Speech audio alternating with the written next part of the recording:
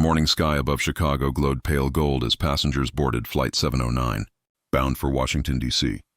The air was calm, engines hummed with confidence, and the scent of jet fuel mingled with the chatter of travelers. Families waved goodbye, business travelers adjusted their seats, and a young woman in seat 14C watched them all quietly. Her name on the ticket read Evelyn Shaw, but to those who once served beside her, that name meant something else. As the aircraft lifted into the clouds, the captain's calm voice filled the cabin. "Ladies and gentlemen, welcome aboard. Sit back and enjoy the flight."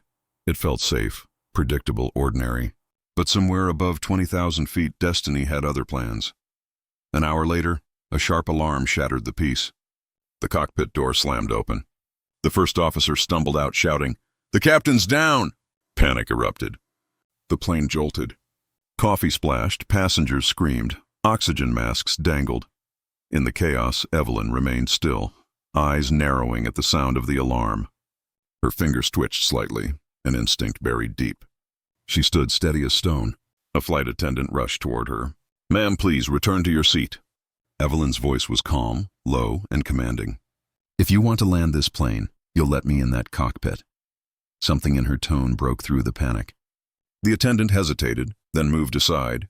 Evelyn stepped forward, her past catching up with her at 30,000 feet. The cockpit was chaos, flashing lights, warning alarms, and the dull thud of turbulence shaking the fuselage. The first officer struggled to steady the controls, sweat dripping down his forehead. He looked up, startled, as Evelyn pushed open the door. "You can't be in here," he barked. Evelyn ignored him, slipping into the captain's seat like she'd done it 1,000 times. Her hands moved fast, flipping switches, cutting the alarm, adjusting altitude. Within seconds, the plane's violent tilt softened into a trembling glide. The co-pilot gaped. How did you—" "Focus," she said sharply. "We're not out of this yet." Her voice carried a strange authority, one that couldn't be faked. The co-pilot obeyed without question. Outside, thunderheads loomed ahead like mountains of darkness. Evelyn's gaze was steady, her heartbeat calm. Down in the cabin, passengers whispered in fear. "Who is she?" someone asked. "A pilot?" Usseled the ear. No one knew. In the air traffic control tower, confusion rippled. The new voice on the comm sounded steady, professional, too professional. "Flight 709, identify yourself," came the call. Evelyn pressed the button, her tone clipped and firm. "Flight 709, requesting emergency assistance. Captain incapacitated. I have control." On the other end of the line, an Air Force officer froze mid-sentence. That voice, it was familiar. "Run that recording again," he ordered. Static crackled, then clarity. Evelyn Shaw. The name sent a chill down the room. She wasn't supposed to exist anymore. Inside the tower, whispers turned into alarm. "That's her," one technician muttered. "Commander Evelyn Vera Shaw, classified operation, presumed dead 6 years ago." The room fell silent. A colonel picked up the secure line. "Get me command, now." Meanwhile, in the cockpit, lightning flashed across Evelyn's face, revealing the faint scar along her temple, a remnant of another life. The co-pilot's hands trembled as he adjusted the throttle. "You were military?" he asked. Evelyn didn't answer.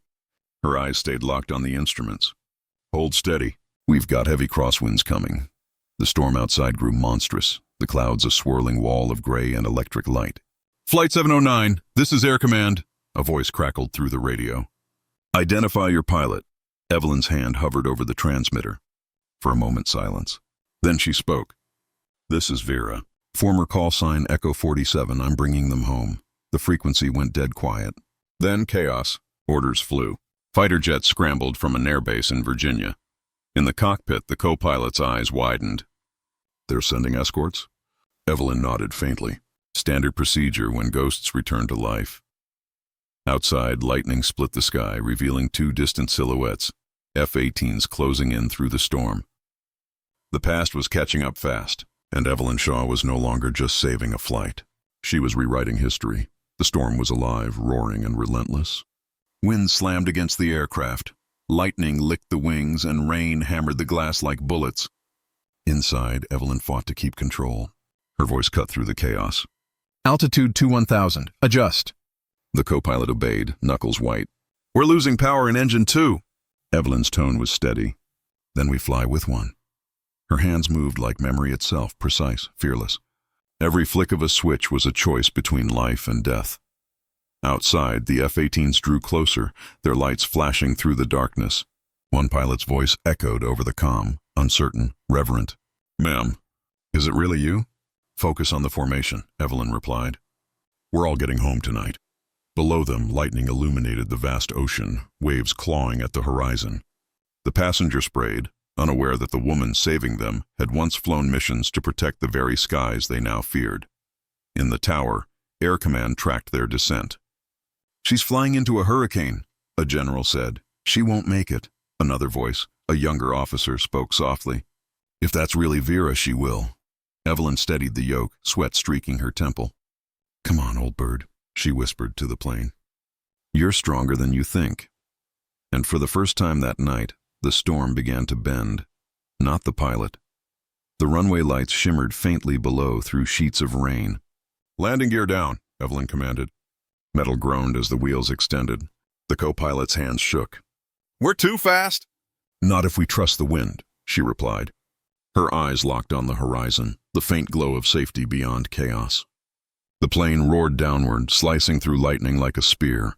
Passengers held their breath, praying between sobs. Evelyn's voice came over the intercom, calm, steady, almost soothing. "This is your pilot speaking. Keep your seatbelts on. We're going home." The plane struck the tarmac hard.